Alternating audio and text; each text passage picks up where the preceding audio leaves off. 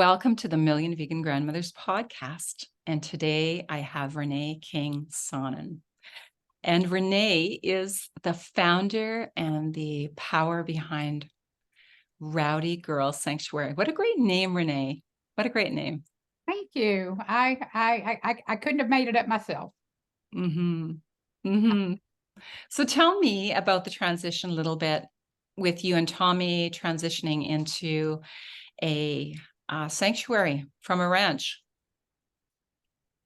Well, I'll tell you a little bit. Let's see. It was quite a long story, so it took a lot of years for me to transition from a cattle rancher's wife to a vegan. It seemed like it happened overnight, but it took years of like a breaking down of my barriers, kind of like the water on a rock. It just keeps going and going and going until it breaks through. And that's what happened for me. Married Tommy for the second time in 2010, and I moved to the ranch, kind of like the Green Acres story, where the lady of the house wants to stay in the city, and the man wants her to come to the country. And I was a city cowgirl, with the collection of leather boots and rhinestone stuff, and my husband was that real country boy, Tommy. And I finally relented, moved to the country, and that's when the Rowdy Girl story actually started.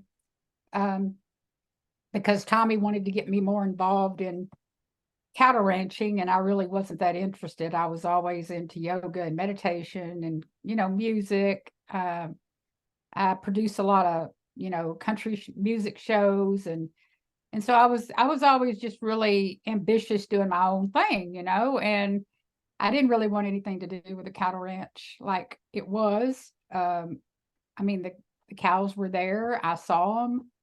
It was a herd of black Brangus, in my mind, they all just looked the same. They were just out there on the pasture enjoying their life until that fateful day. But anyway, I moved in, and because I wouldn't get involved, I wouldn't help him open gates. I wouldn't help him with hay. I wouldn't help him fix a fence. So he was like determined to get me involved. And so he came home one day and told me about these baby calves that needed a mama. And one of them was Rowdy Girl.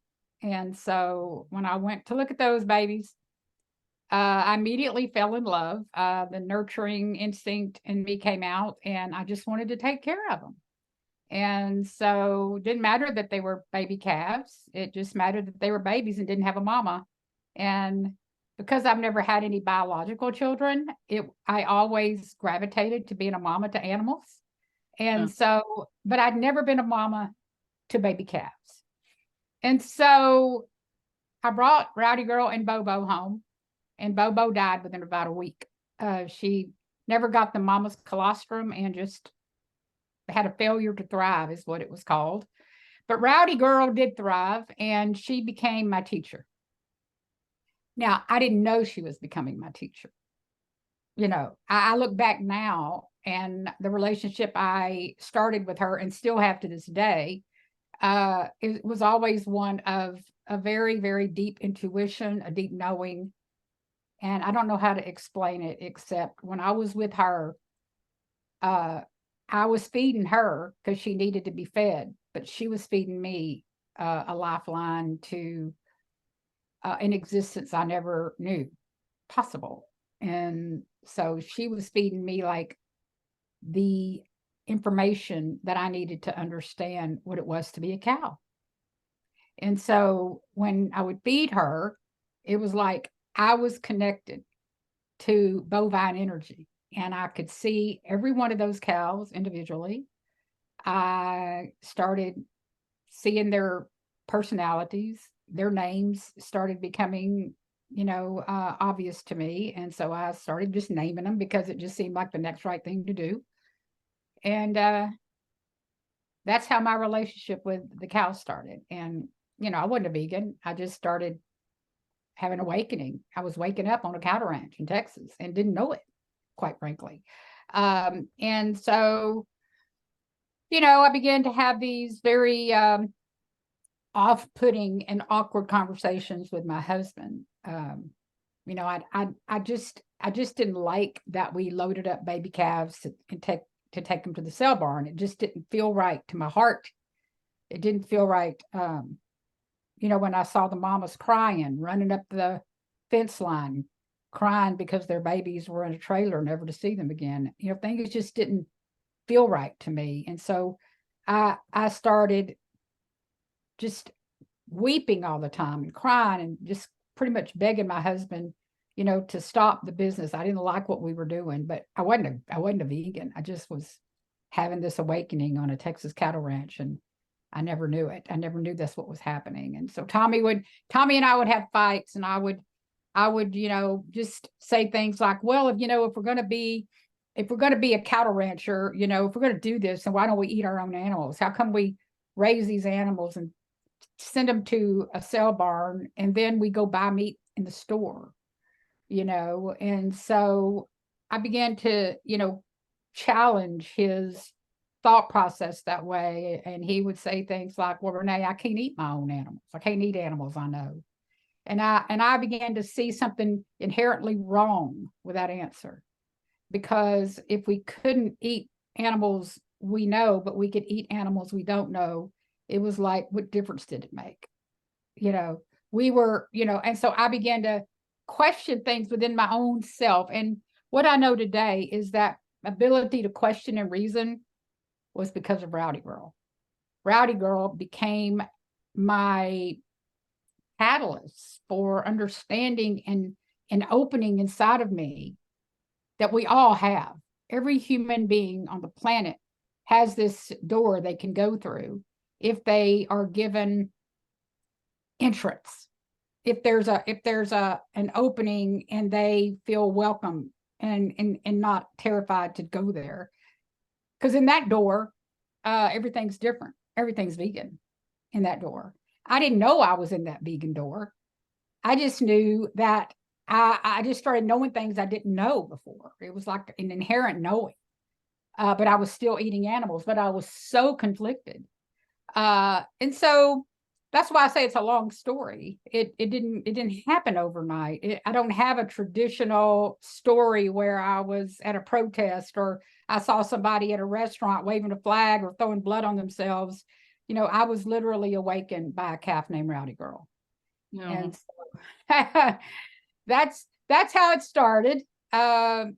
Several years later, I finally couldn't do it anymore, and I was watching one slaughterhouse video after another because I was trying to understand what we were doing. I was trying to make sense of what we were doing. Tommy would tell me that all that was PETA propaganda. He used those words.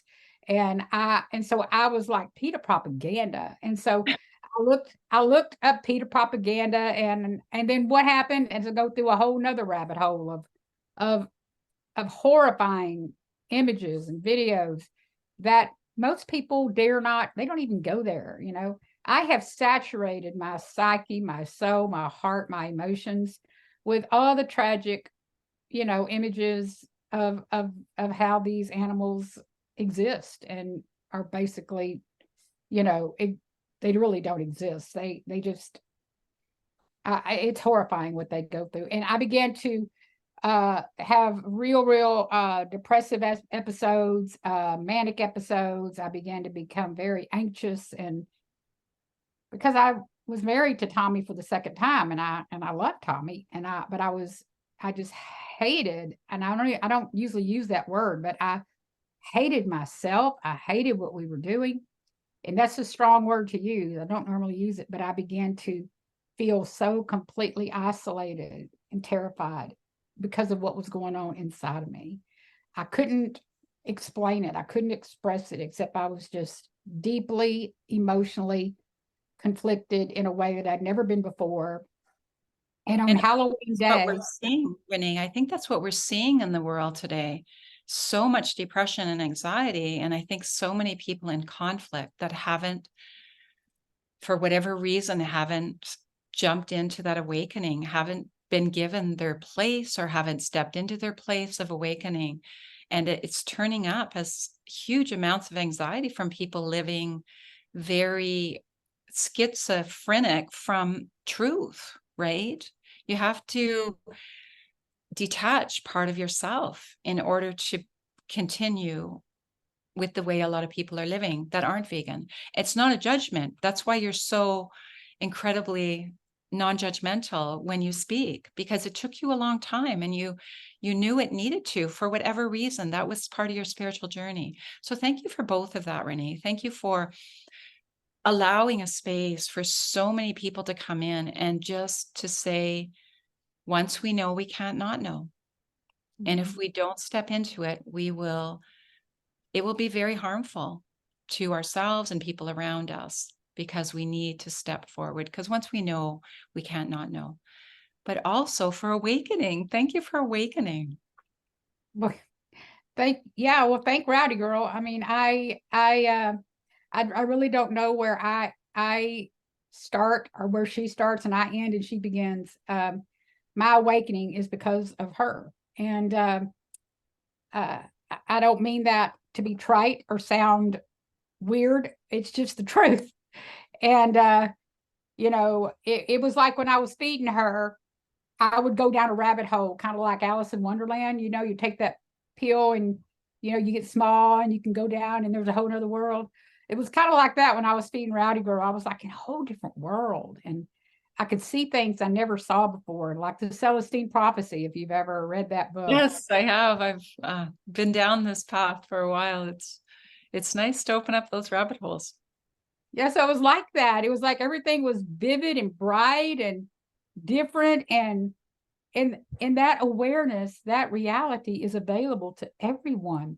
But we've been conditioned to live in a matrix of sorts that has normalized violence, like Dr. Rao always says. It's that normalized violent conditioning that we are seeped in like a tea bag. We partake of violence as if it's sacred, and that's what's created so much schism today in humanity. Is we really value violence as a sacred act. And that's why all the rituals around animal sacrifice and all of that started thousands of years ago. And it was never, in my mind, ordained by God. It was never meant to be. It was humanity's fallen soul that did that. And I really do believe that eating animals is the original sin. From all the studies that I'm a deep seeker. I study spiritual books, deeply. That is my passion.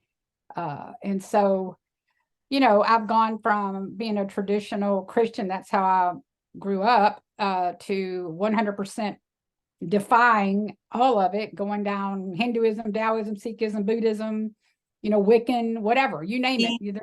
Huh? I know you were studying the Essenes for a while. I studied. I still do. Yeah, I study all of that. So I went into all those paths, and now I really do call myself a vegan Christian, because I think vegan Christianity is very inclusive of all the other religions, And so I don't know. I'm a real open-minded person today. I have a real awareness that I've been given that I never had before. It can sometimes feel lonely, but I just remember why I awakened. I remember why I did it, and why we are all awakening, right now. Yes, yes, yes.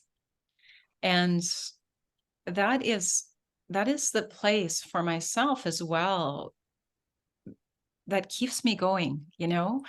It's not even a push anymore. It's just riding the flow and the wave of the awakening right now.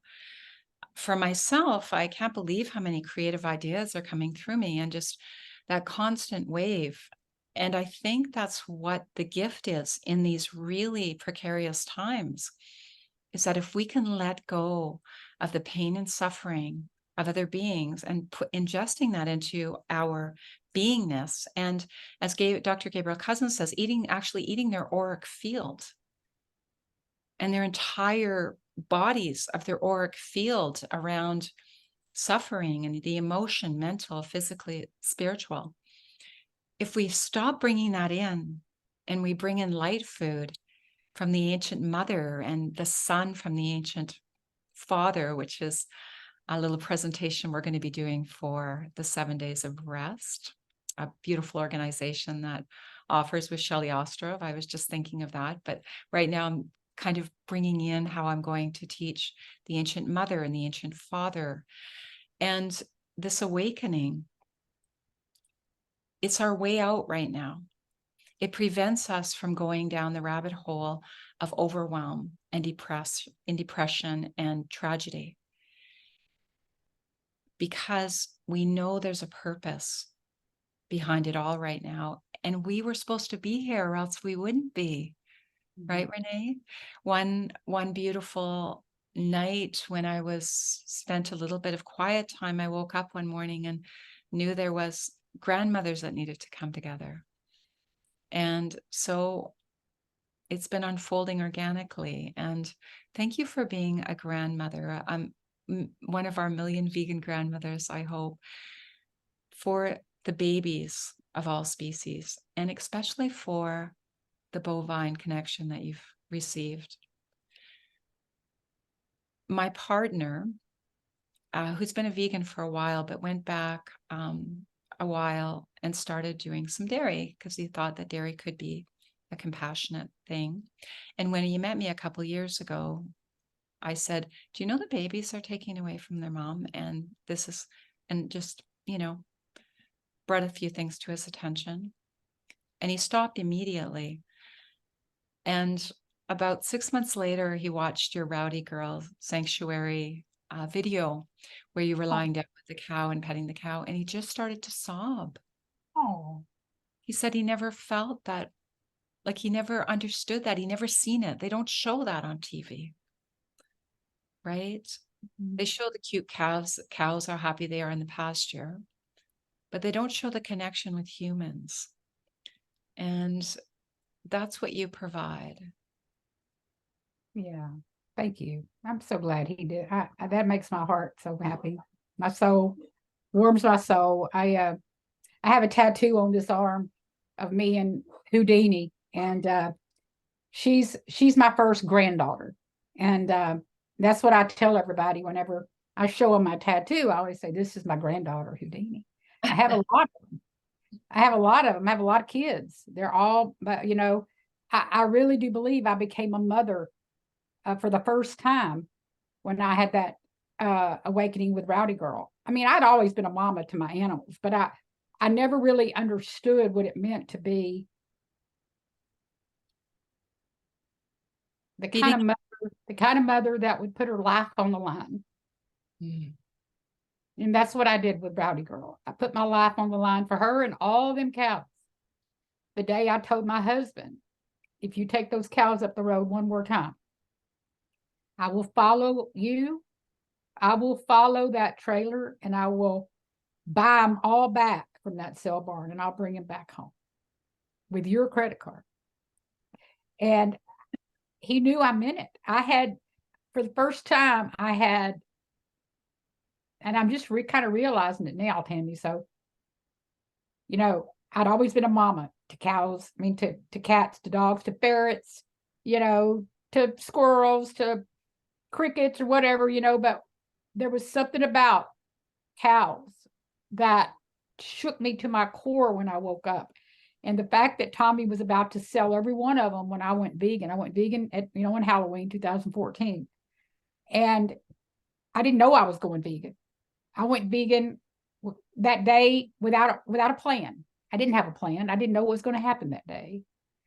And when it did happen, it became, it was like an earthquake, a tsunami. It hit me like that because years of like keep feeling oppressed, having all those feelings backed up, came out all at once the day I saw chopped up dead animals in a bowl of stew instead of stew meat. I saw chopped up dead bodies.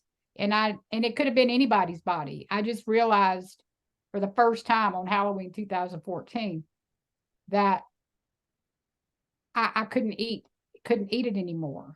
And it was over. And I didn't know I'd gone vegan.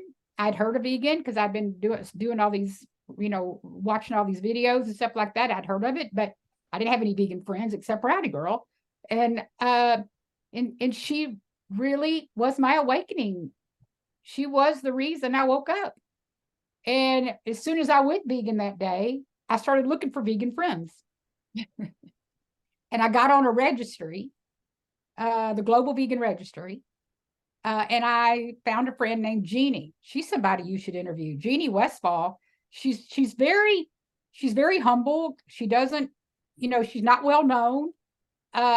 She's very well known to me. But that woman's been vegan a long time. She lives in Oregon, right there by California. And she's been to see me several times, her and her husband. They stay for weeks at a time.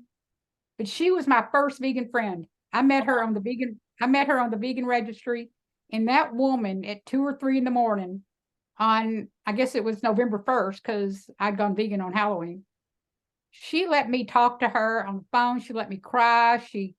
She gave me recommendations, for videos, what to do, because I thought I was going crazy. And so she became my very first lifeline to veganism as a friend. I would love to interview her. I'm looking You forward. should. I don't know if she's ever even been interviewed, but I think would love that. Yeah. Yeah, I love Jeannie. Jeannie Maybe is she would be one of us grandmothers. She might just join us. Oh, she would. She'd be a great grandmother. That woman takes no prisoners. She's beautiful inside and out. She's very whole food, plant-based type person. Her husband Mario is retired fireman, and they're just great people. They're not known in the movement, but they're sure known to me and Tom. Mm-hmm. And anyway, I met her, and she became my catalyst for getting all the vegan information I needed to show my husband. So every video she recommended, I showed my husband, and to his credit, he watched it. He watched everything I showed him. Wow. Way to go, Tommy. I know. He didn't have to. No, he didn't have to, but he loves you. And the part of the Million Vegan Grandmothers coming together, Renee, is because we're the wise ones. We often are the ones in the Jewish culture, the women are born with the light. So in ceremony, they light the candles, and the men have to go through rites of passage to get there. And it's often through the love of a woman. And so sacred relationship is very, very important for the awakening of humanity. And of course, sometimes it's the man that awakens first, but it's often the woman that helps a man fully awaken. And that's where the wisdom comes in of the women that are gathering together, because it's kind of like we don't allow anymore. We know exactly what we're here for, and we just don't allow ourselves to get too distracted in conversations that aren't serving, but also aren't loving. And that's the difference. Once you get to be a certain age, you realize in this vegan movement that we're all just walking each other home. So we just can't hold any hostages. We need to invite people in the way you do. So thank you, Renee, for talking to people and sharing your story and letting them know, it was a process. It wasn't just a decision. Until you were ready, you weren't ready fully. And then you felt the disconnect of not being ready or not doing when you were ready. And then you got to come completely home. So it's such a good lesson and an opportunity for us to remember that if somebody isn't transitioning as quickly as we think they should, we just be there and hold space. That's what we're here for. We just love people home. And I would like that to be our ending message today, Renee. I would love you to just share something on that and anything else you want to conclude with, something that might be coming up for you. Well, Tammy, as I stare off into the space that is the wall in front of me, I have a beautiful, beautiful yantra of every single religion of the world with a big red dot in the middle and 4 passageways that show that, truth is one and paths are many.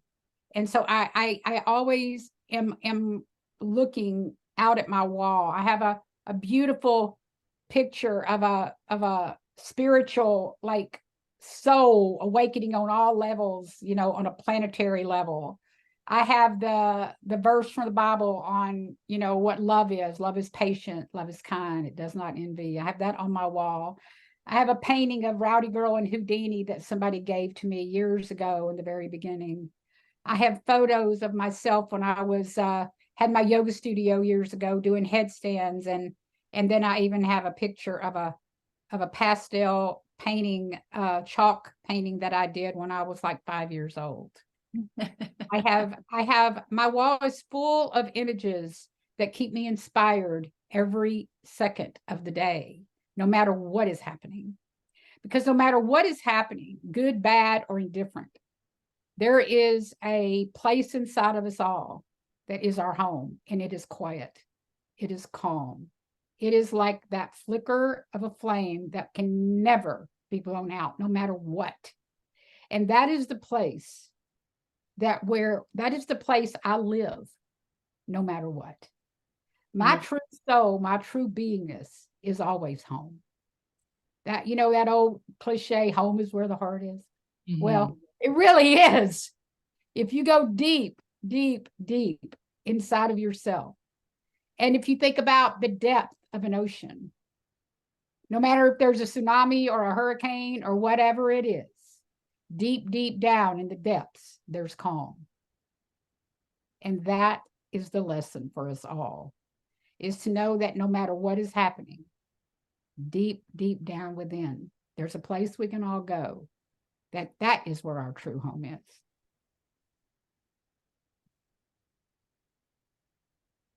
Thank you, Renee. Yes, thank you. And I do that through breath. Breath can just bring me right in. And so I would invite maybe both of us to sit and just take 3 nice deep breaths and thank all our listeners for being here. And maybe they will breathe in a few breaths for the freedom of all beings.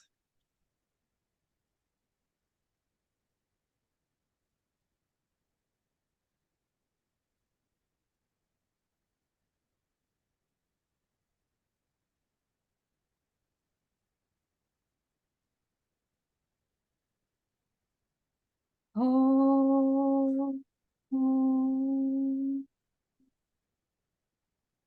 Thank you very much, Renee.